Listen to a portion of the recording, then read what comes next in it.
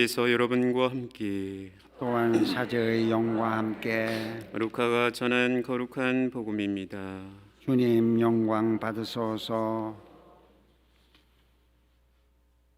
그때 백성은 기대에 차 있었으므로 모두 마음속으로 요한이 메시아가 아닐까 하고 생각하였다. 그래서 요한은 모든 사람에게 말하였다. 나는 너희에게 물로 세례를 준다. 그러나 나보다 더 큰 능력을 지니신 분이 오신다. 나는 그분의 신발끈을 풀어드릴 자격조차 없다. 그분께서는 너희에게 성령과 불로 세례를 주실 것이다. 온 백성이 세례를 받은 뒤에 예수님께서도 세례를 받으시고 기도를 하시는데 하늘이 열리며 성령께서 비둘기 같은 형체로 그분 위에 내리시고 하늘에서 소리가 들려왔다. 너는 내가 사랑하는 아들, 내 마음에 드는 아들이다. 주님의 말씀입니다. 그리스도님 찬미합니다. 주님의 평화를 빕니다. 평화를 빕니다.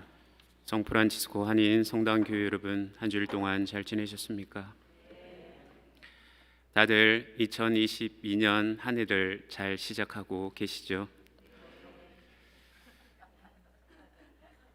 오늘이 전례력으로 무슨 날이죠?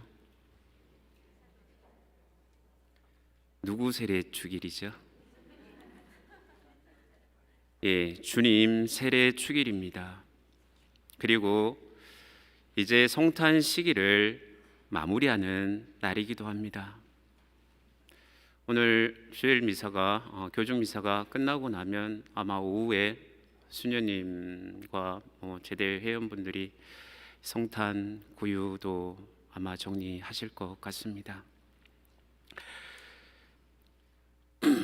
그리고 내일부터는 다시 연중 시기로 돌아갑니다.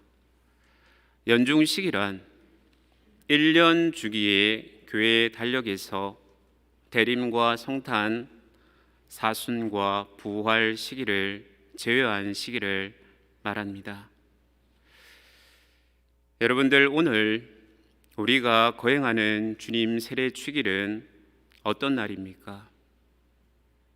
예수님께서 요르단 강에서 세례자 요한에게 세례를 받으신 것을 기념하는 날입니다. 그런데 여러분들은 오늘 이 축일에 대해 의문이 드는 점은 없으십니까? 세례를 누구의 이름으로 줍니까? 성부와 성자와 성령, 곧 삼위일체 하느님의 이름으로 세례를 주죠. 그렇다면 세례를 만드신 분도 당연히 삼위일체 하느님이시겠죠. 그런데 하느님이신 성자 예수님께서 인간인 세례자 요한에게 세례를 받으셨습니다. 세례가 필요 없는 예수님께서 왜 세례자 요한에게 세례를 받으셨을까요? 사실 예수님의 이 세례 사건 안에 엄청난 의미가 담겨져 있습니다. 그것은 바로 예수님께서 공생활을 하시기 전에 당신을 알지 못하는 사람들에게 당신이 누구이신지를 공적으로 드러내시기 위한 사건이었고, 그리고 앞으로 당신이 어떤 일을 하실지를 알려주시기 위함이었습니다.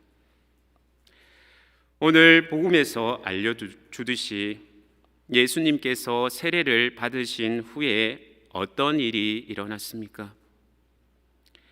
하느님 아버지와 성령과 함께 삼위일체의 한 분이신 성자로서, 그리고 하느님 아버지의 마음에 드는 아들로 계시되어 있습니다.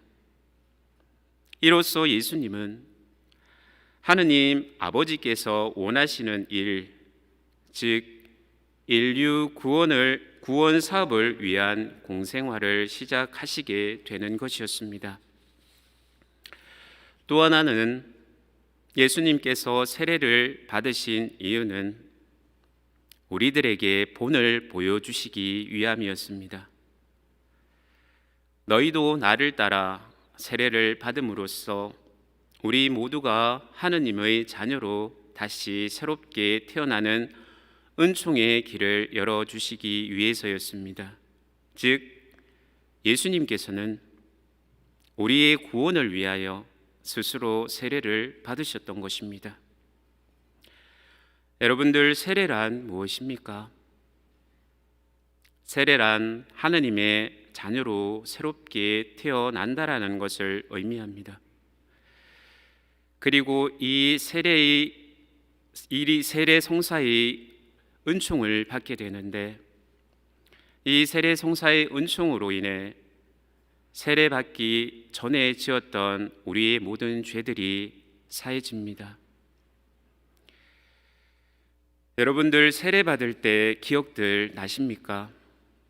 어떤 분들은 몇십 년 되는 분들도 계실 거고, 어떤 분들은 또 몇 년 되신 분들도 계실 건데요. 세례이식 때 이런 질문과 답변들이 있죠. 마귀를 끊어버립니까? 예, 끊어버립니다. 천지의 창조주 전능하신 하느님을 믿습니까? 예, 믿습니다. 세례 받을 때의 기억이 떠오르는 질문과 답변들입니다. 우리 모두는 이렇게 단호히 고백하며 하느님의 자녀로서 새롭게 태어났습니다. 그런데 과연 그렇게 결심한 대로 죄를 끊어버리고 하느님만을 온전히 믿으며 살아가고 있는지 우리 자신을 한번 뒤돌아보면 좋겠습니다. 이런 이야기가 있습니다. 어느 날 깡패 한 사람이 세례를 받게 되었는데, 세례를 받기 전에 사람들이 깡패에게 물어보았답니다. 당신은 무엇을 믿고 삽니까?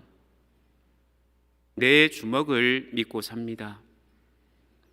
이렇게 나를 믿고 살지 누구를 믿고 살겠냐고 힘자랑을 하며 깡패는 40-50년을 살았습니다. 그런데 어느 날 마음을 달리 먹고 세례를 받았습니다. 그러자 친구들이 물어봅니다. 너는 왜 세례를 받았냐? 이제 무엇을 믿고 살려고 그러느냐? 그때 이 깡패는 자신 있게 대답을 합니다. 이제 나는 하느님만을 믿고 산다. 그렇습니다. 이제까지 나를 믿고 나의 욕망을 채우려고 살아왔지만, 세례를 받는다라는 것은 지금부터 하느님을 믿고 영원한 삶을 희망하면서 살아가는 것입니다. 그래서 하느님을 믿는 사람의 삶과 믿지 않는 사람의 삶은 다를 수밖에 없고 또 달라야 합니다. 교우 여러분, 우리는 세례를 멋으로 받은 것이 아니라 하느님의 자녀로서 그분의 가르침대로 새롭게 태어나기 위해 세례를 받은 것입니다.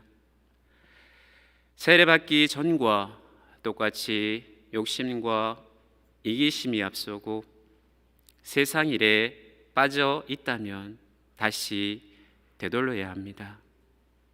내 중심의 삶에서 하나님 중심의 삶으로 다시 돌아와야 하는 것입니다.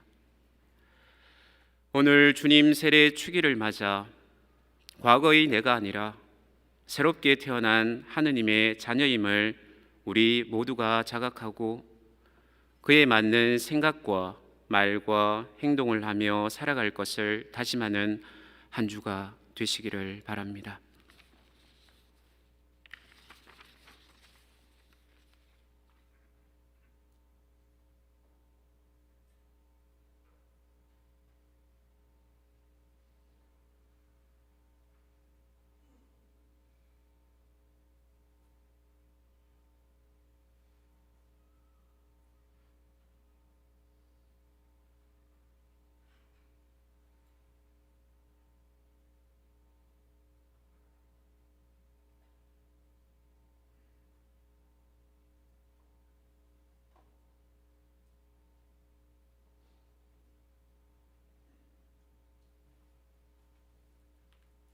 다 함께 우리 신앙을 고백합시다.